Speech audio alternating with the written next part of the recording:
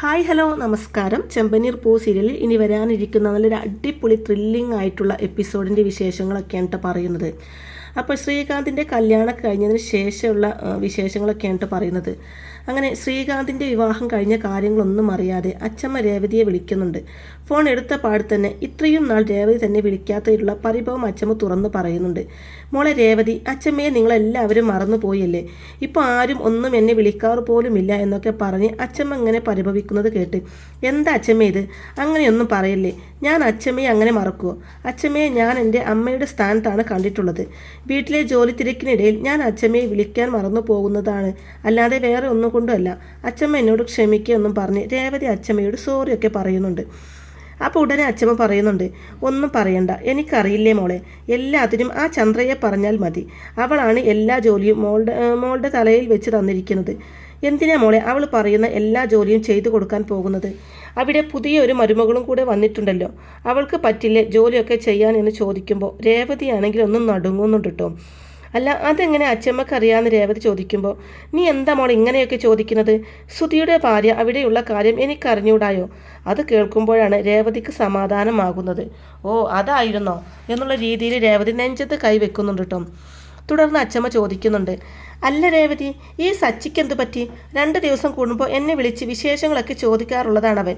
ഇപ്പോൾ കുറച്ച് ദിവസമായിട്ട് അവനും രവീന്ദ്രനും ഒന്നും എന്നെ വിളിക്കാറേ ഇല്ല. എല്ലാവർക്കും ഇതെന്ത് പറ്റി എന്നൊക്കെ ചോദിക്കുന്നതും അതൊന്നും ഉണ്ടായിട്ടല്ല അച്ചമ്മേ, ജോലി തിരക്ക് കാരണം വിട്ടുപോകുന്നതായിരിക്കും എന്നെല്ലാം പറഞ്ഞ് അച്ചമ്മയെ ആശ്വസിപ്പിക്കുന്നുണ്ട് രേവതി. ഇപ്പോൾ ഒരു കാര്യം അറിയിക്കാൻ വേണ്ടിയായിരുന്നു ഞാൻ വിളിച്ചത്. നമ്മുടെ ശ്രീക്ക് വേണ്ടി നല്ലൊരു ആലോചന വന്നിട്ടുണ്ടെന്ന് അച്ചമ്മ പറയുന്നതും എന്തിനും ചോദിക്കുന്നുണ്ട് രേവതി. ഉടനെ അച്ചമ്മയും തിരിച്ചു ചോദിക്കുന്നു, എന്തിനെന്നോ?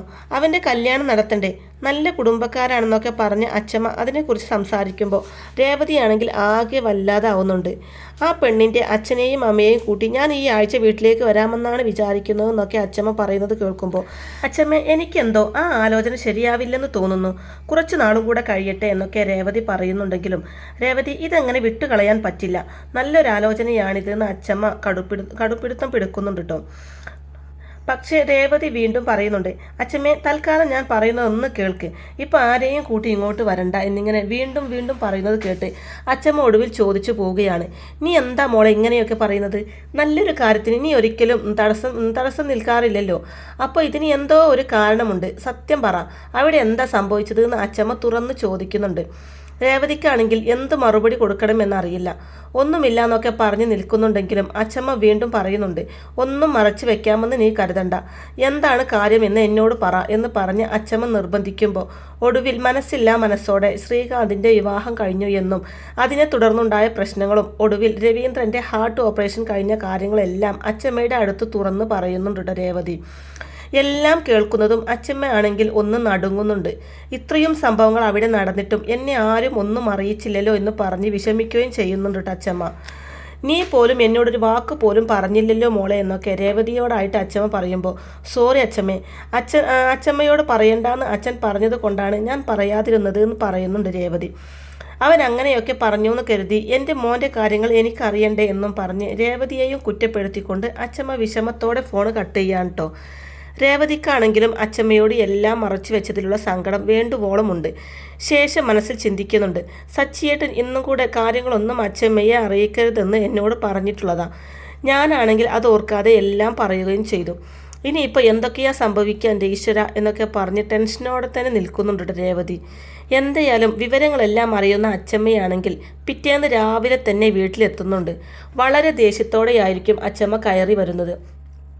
ഹാളിലിരിക്കുന്ന ചന്ദ്രമതി അച്ചമ്മയെ കാണുന്നതും അച്ചമ്മയുടെ അടുത്തേക്ക് വന്നിട്ട്, എന്താ അമ്മ പെട്ടെന്ന് ഒരു മുന്നറിയിപ്പും ഇല്ലാതെ എന്ന് ചോദിക്കുമ്പോൾ അച്ചമ്മ തന്നെ ബാഗെല്ലാം നിലത്തേക്ക് എറിയുകയാണ്. എന്നിട്ട് ദേഷ്യത്തോടെ ചന്ദ്രമതിയോടായിട്ട്, എന്താടി എനിക്ക് ഇങ്ങോട്ട് വരാൻ നിൻ്റെയൊക്കെ അനുവാദം കിട്ടിയിട്ട് വേണോ?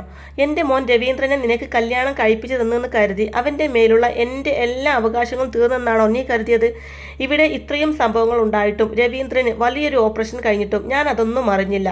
അതോ ഈ കിളവിയെ ഒന്നും അറിയിക്കേണ്ടെന്ന് നീ തന്നെ തീരുമാനിച്ചോ എന്നൊക്കെ ചോദിച്ച് ചന്ദ്രയോട് പൊട്ടിത്തെറിക്കുന്നുണ്ട് അച്ചമ്മ.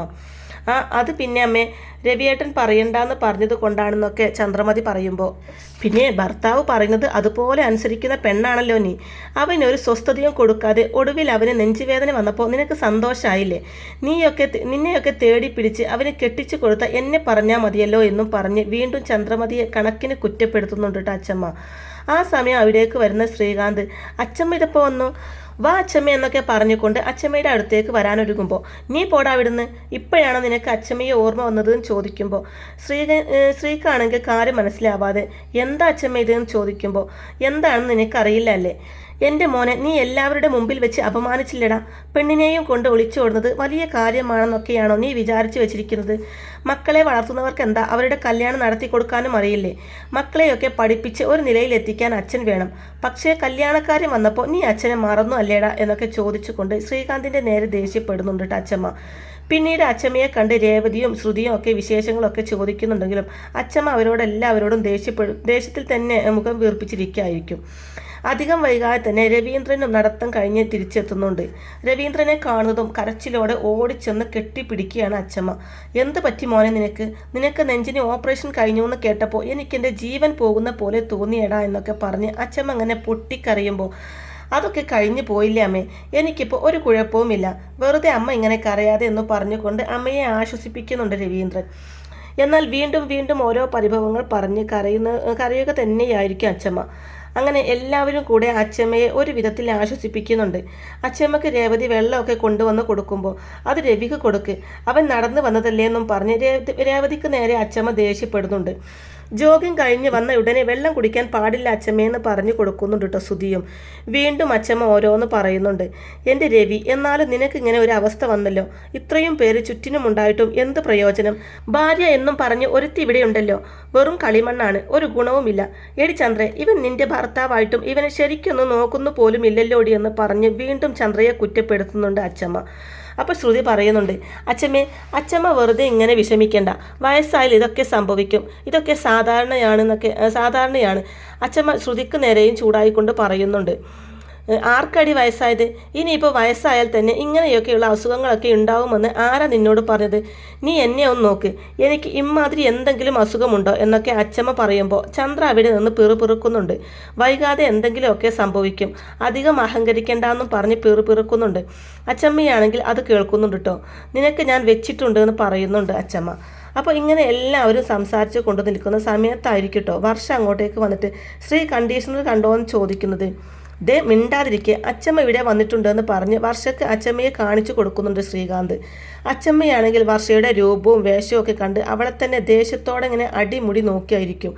തുടർന്ന് രവീന്ദ്രൻ വർഷയ്ക്ക് അച്ഛമ്മയെ പരിചയപ്പെടുത്തി കൊടുക്കുമ്പോൾ, ഹായ് അച്ഛമ്മ, എന്തൊക്കെയുണ്ട് വിശേഷങ്ങൾ എന്നൊക്കെ ചോദിക്കുന്നുണ്ട് വർഷ.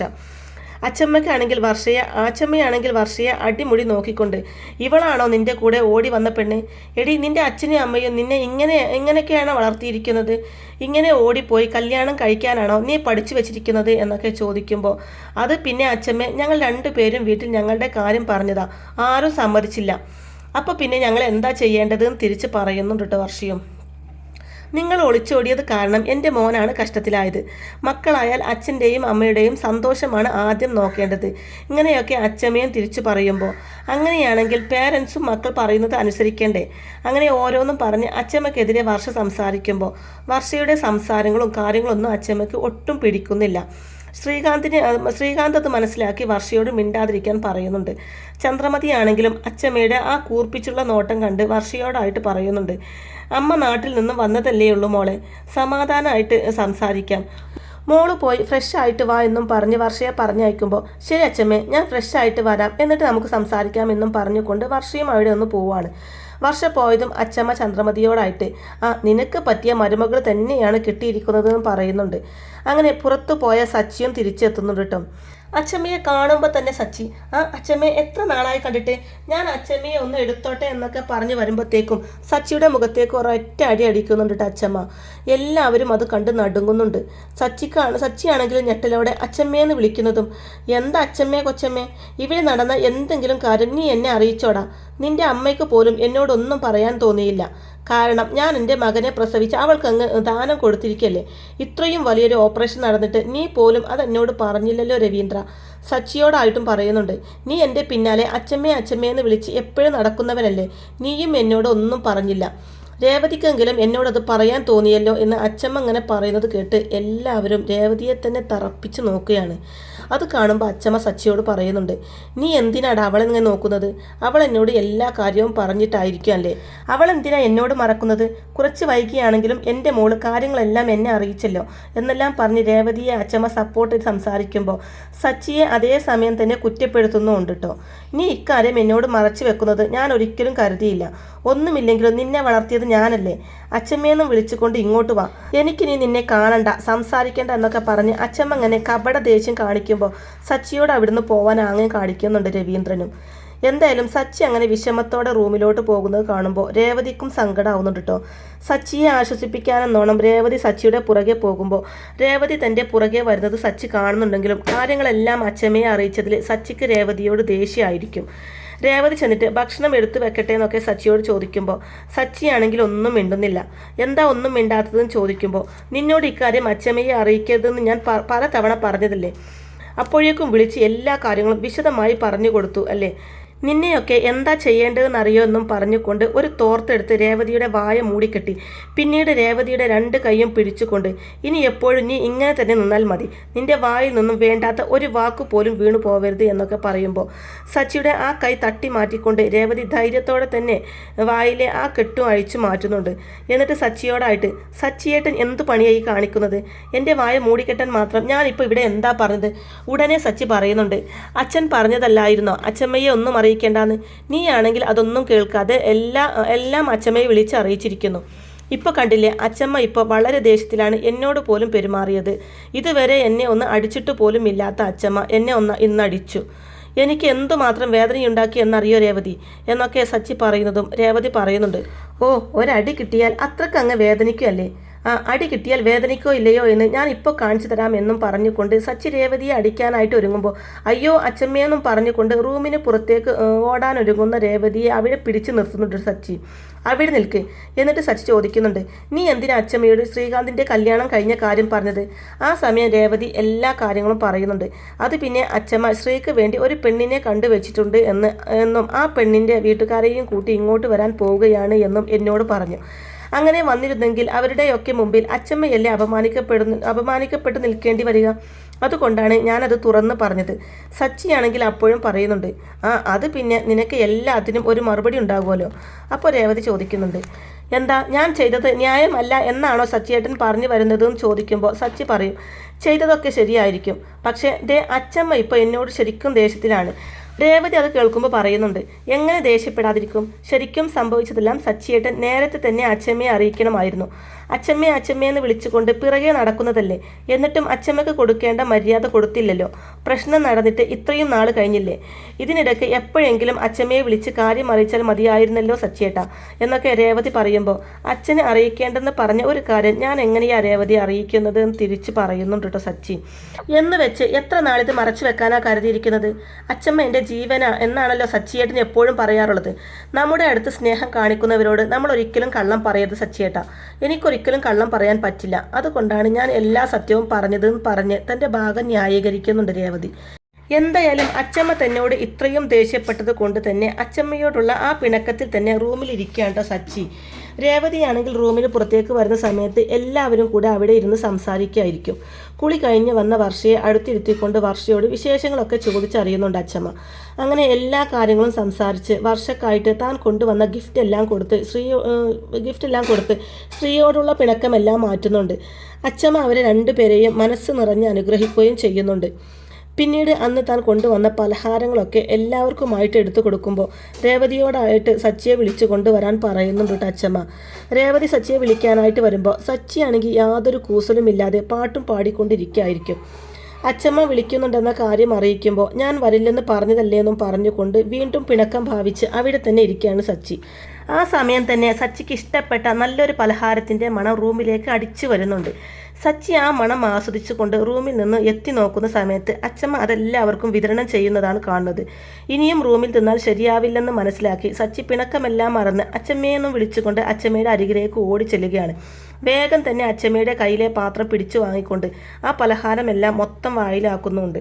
അച്ചമ്മയാണെങ്കിലും സച്ചിയോടുള്ള പിണക്കമെല്ലാം മറന്ന് സച്ചിയെ തന്നെ നോക്കിക്കൊണ്ട് നിൽക്കുമ്പോൾ രണ്ടുപേരുടെയും ആ പിണക്കം മാറിയതിൽ ഒരുപാട് സന്തോഷമാവുന്നുണ്ട് രേവതിക്കും. അപ്പോൾ ഇങ്ങനെയൊക്കെയുള്ള നല്ല അടിപൊളി ത്രില്ലിംഗ് എപ്പിസോഡുകളൊക്കെ ഈ ചെമ്പനീർ പൂ സീരിയൽ വരാനിരിക്കാനുള്ളതാണ് കേട്ടോ. അപ്പോൾ ഈ റിവ്യൂ ഇഷ്ടമായിട്ടുണ്ടെങ്കിൽ വീഡിയോ ലൈക്ക് ചെയ്യാനും ചാനൽ കൂടി ഒന്ന് സബ്സ്ക്രൈബ് ചെയ്ത് സപ്പോർട്ട് ചെയ്യാനും മറക്കല്ലേ ഫ്രണ്ട്സ്. താങ്ക്